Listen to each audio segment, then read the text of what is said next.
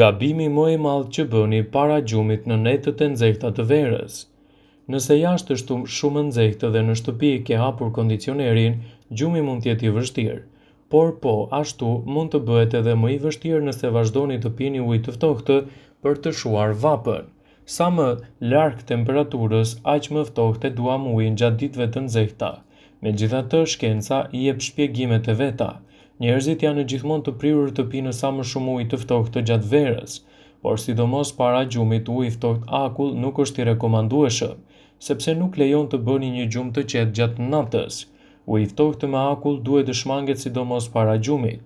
Pirja e ujit të ftohtë jo vetëm që ngadalëson tretjen, por njëkohësisht ulë ritmin e metabolizmit duke ngushtuar enët e gjakut dhe duke ulur ndjeshëm hidratimin. Në këtë mënyrë, uji I ftohtë nuk e lejon trupin të bjerë në qetësi dhe të bëhet gati për gjumë. Për këtë arsye rekomandohet gjithmonë të paktën të pini ujë të freskët në temperaturë ambientale.